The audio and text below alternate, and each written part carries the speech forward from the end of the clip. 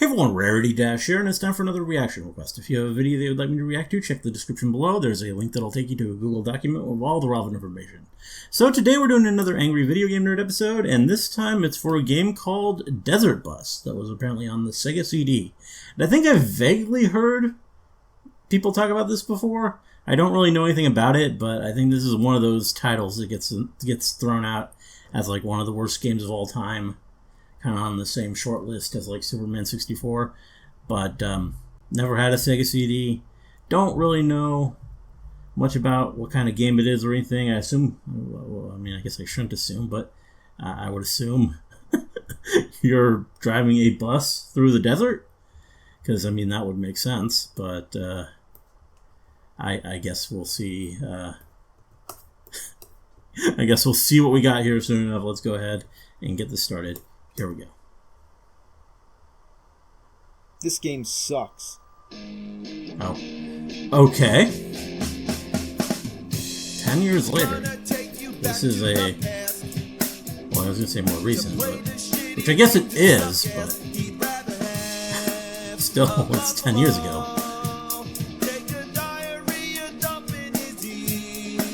Just proof that James has been doing this for a really long time.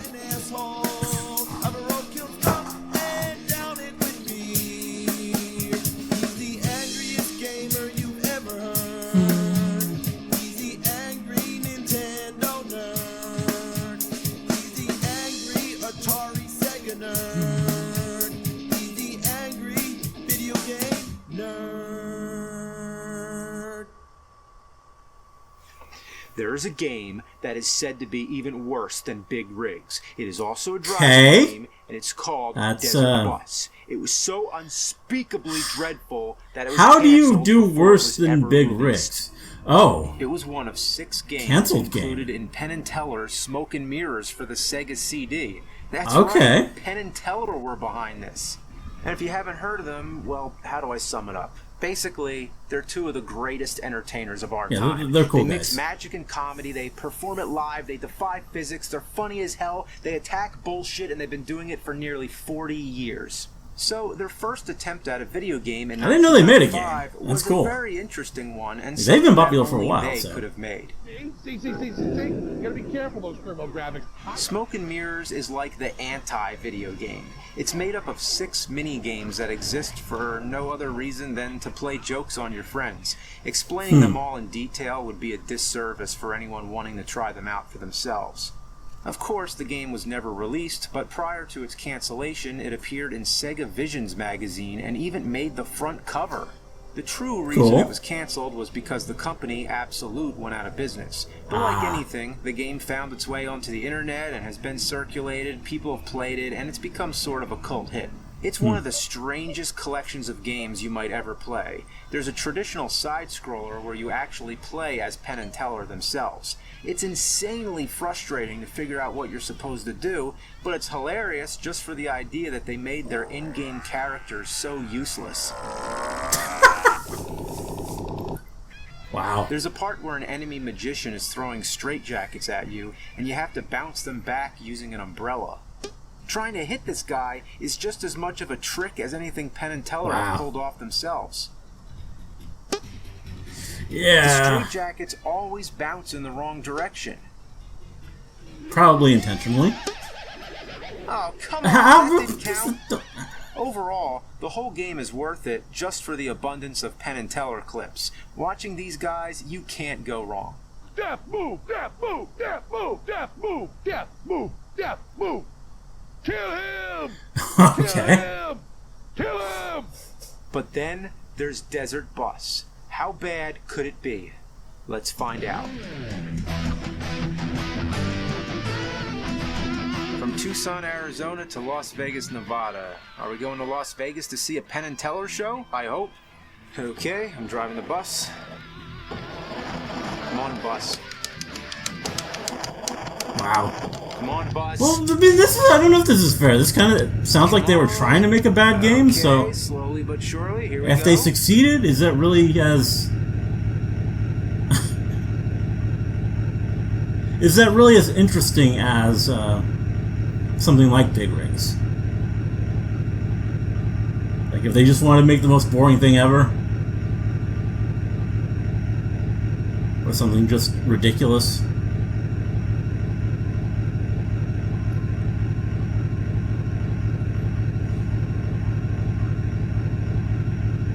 This is the game. You drive, drive, and drive.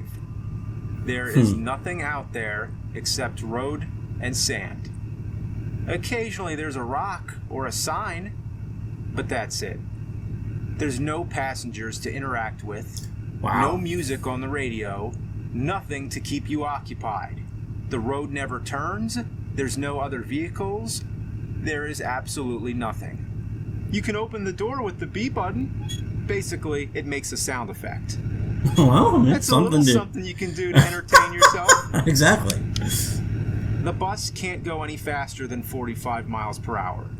I don't know why. Maybe Dennis Hopper has a bomb on it or something. So there's no hope of speeding up this test of human attention span. So how long is this trip? It's 360 miles to Las Vegas at 45 miles per hour. That would mean 8 hours. This is a fucking 8-hour game! Whoever needs to take a road trip when you can simulate the whole experience in real time on your Sega CD? What were they thinking? Well, this time we have an answer. Penn and Teller make it clear right before the game starts that the whole joke was to make a game that's just like real life. Era simulators. Games stupefyingly like reality. I've read in various interviews with Penn that this was in response to all the controversies at the time about all the hyper-violent video games. So, instead of something imaginary and fun, here's the real-life, mundane task of driving a fucking bus for 8 hours! Well, if we're gonna do this, we're gonna need several bathrooms. Except driving the actual bus would probably be a lot more interesting. What? The start button blows the horn. There's no pause. You just have to keep driving. Well, do you have to I wonder how many steer? People piss their pants. You can probably just put the controller get something to eat. down and make it. The manual, and yes, there is. Oh, do you have manual, to? You have to says, keep no, a button pushed. It's not an oversight. Does your life have a pause control? Oh.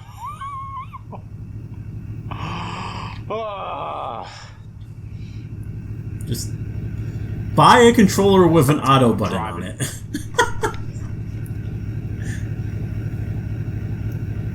What happens at the end when you get to Las Vegas? Imagine if after the 8 hours you get to play casino games and have fun, and all of a sudden the game becomes awesome. Well, I looked into it. You want to know what happens? You get a point. A point. One fucking point! And then you gotta drive all the way back. Every 8 hours a point. Those are the slowest points in video game history. Did Penn and Teller really make this game, or did Andy Warhol rise from the dead? You know the Andy Warhol film Empire? It's an 8-hour movie that's nothing but a shot of the Empire State Building. Yeah. He also has one where some guy like sleeping, right? This? Well, there was going to be prizes. Penn and Teller were actually planning to have a desert bus contest. You send in your score, and the grand prize was a trip on an actual bus from Tucson to Las Vegas. But you'll get to see a show and have a 4-night stay at Bally's. Okay, that that's only cool. begs the question, who has the high score in Desert Bus? Oh. Well, apparently, the highest you can get is 99, which would mean putting in 792 hours or 33 days of continuous gameplay. And speaking of long hours, I just found out there's a group who do an annual marathon of the game for charity. It's called Desert Bus for Hope, and it's been very successful in raising money for children. So at least something good has come of this game. Yeah? They must be some serious troopers. I can't sit through 10 minutes of this shit. I've heard that every once in a while, a bug will splat on your windshield. I'd be happy just to see that. I'm suffering from so much sensory deprivation that anything to break up the monotony would be amazing. If a bug came and splat on this windshield, that would blow my fucking mind.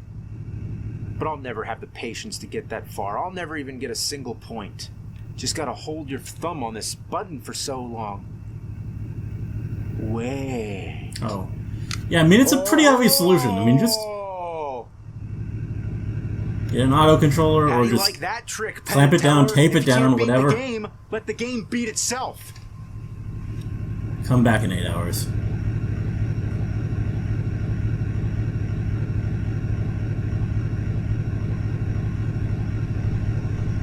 And this is commentary on this looming threat of automation. Gonna take all our bus driving jobs. What? The fuck? No. It's Oh. stuck. The bus is stuck in the sand. Oh, you actually do have to steer a little bit. They made the bus veer to the right on purpose. Oh, they thought of everything. God damn you, Penn and Teller. You have to sit here Okay. and drive the bus, just like in real life. And real life fucking sucks. Now I'm getting towed. Oh boy. The towing is in real time also. So if you've driven 7 hours, does it take 7 hours for the game to start over? This is the most sadistic thing ever. This There's is no awesome. fun factor whatsoever. This makes Big Rigs look hilarious. like a fucking party. Big Rigs isn't even a game and has no challenge whatsoever, but here the challenge comes from trying to stay awake from boredom. For the past 10 years, I've been on a mission to warn the world of shitty games. And in all those years, this one takes the cake. I think I've finally hit the bottom of the barrel. The fact that a game like this could come into existence and that people have played it and suffered through it and even adapted it into an Atari 2600 game means Wow. that I've failed. I've done everything I can. It's time to retire. Well, that didn't happen.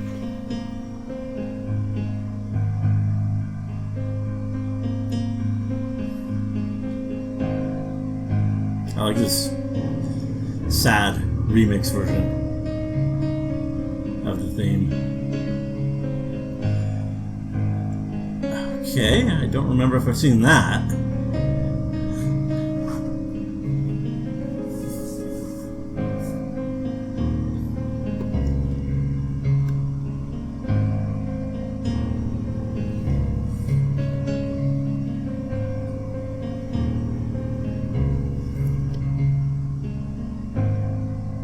Oh. Redaction? One more, for all time's sake. This game is a hack of Castlevania 2 by the almighty Guru. As I said 10 years ago, the original game is full of problems. How would you ever figure out that you're supposed to throw an oak stake at that orb? One of the biggest problems in the game is how cryptic it is and how none of the townspeople tell you anything that's useful. Instead of giving you clues like any other kind of adventure or RPG game, they just give you a bunch of nonsensical riddles. I'm sure But this is here, all in mistranslated. Castlevania 2 Redaction, we have real clues.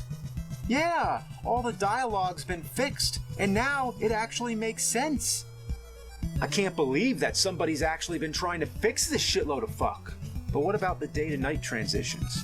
Why did they think that that would be a good idea and interrupt the gameplay? Did they think it would be more realistic? I mean, in real life, I don't have to stop in my tracks when the sun sets and a fucking box doesn't pop up in the air.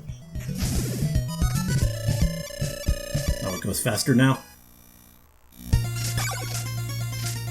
Wow, that was fast. I wish it was that fast in the original game. I wish it didn't happen at all, but hey, that's an improvement. In general, all the text moves a lot faster. I'm really digging the clues. It even tells me stuff I never even knew, like using Dracula's nail to take out blocks. I had no idea you could do that. He doesn't look anything like Dracula. Instead, he looks like a Grim Reaper. Even Dracula's face has been changed. It's still annoying how long it takes to collect hearts to buy stuff, and also those annoying invisible platforms are still there. But all these improvements are a good start. The most annoying cryptic thing of all is how it never tells you how to pass through the wall. Would you guess that you're supposed to pass through this wall? You need to have a red crystal selected, and be kneeling down, and wait a little while before this magic tornado comes and takes you to the next part of the game.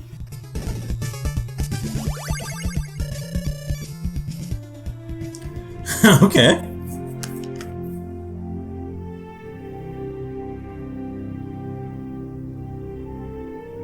I've wanted to see that clue ever since I first played this. I've complained about it. Did my complaints ring a bell? Has the word of the nerd been heard? Have I contributed to how we look back at bad games? I've done it. It's not in vain. There is no retirement. The show must go on. I must continue reviewing shitty games because that's what the world needs. But where do I go from here? Did he shift his window after this? Allow more recent games? So many adventures within these four walls. I need to take the adventure outside. I need to go do something bigger, something to top everything that I've already done. But how do I do that?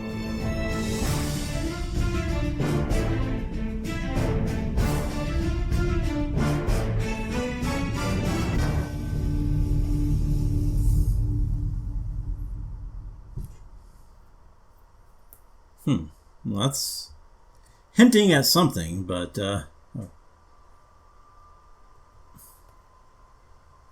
not exactly sure what. So this was like to celebrate 10 years. So, yeah, I mean, cool video. I do gotta say, though, Desert Bus... I think it's brilliant. Sock out, nerds. Like, I don't think, I mean, it probably wouldn't be very fun to play, but I think its existence is brilliant.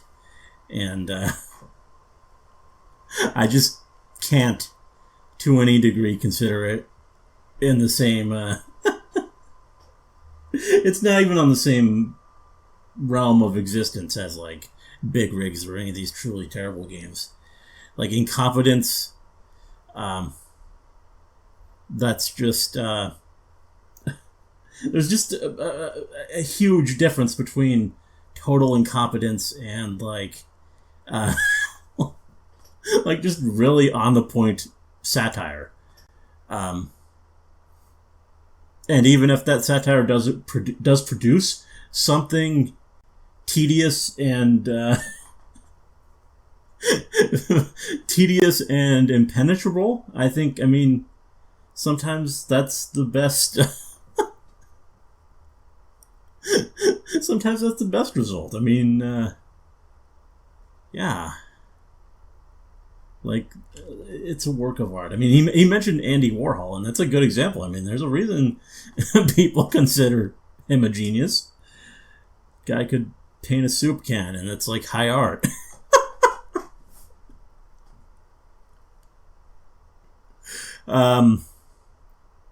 Yeah. I'm just amused by Desert Bus. Like, even if it wasn't from Penn and Teller, if just some enterprising programmer decided to cook that up as a joke, like, I would still think that that's brilliant. Like, that's just... just perfectly put together to torture the player. Like, that deserves to exist. A lot of these bad games, not so much, but that's pretty cool in my book. As for the Castlevania thing, I mean, I guess that was modded by fans. But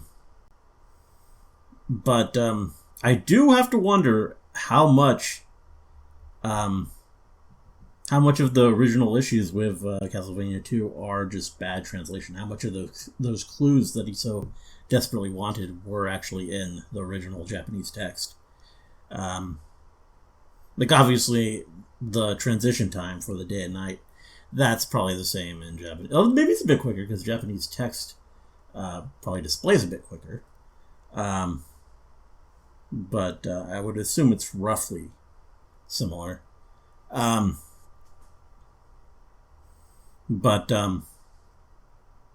I don't know. Anyway, this was a really fun one, and I certainly enjoyed. Anyway, hope you guys liked the reaction. Let me know if you did, and see you in the next one.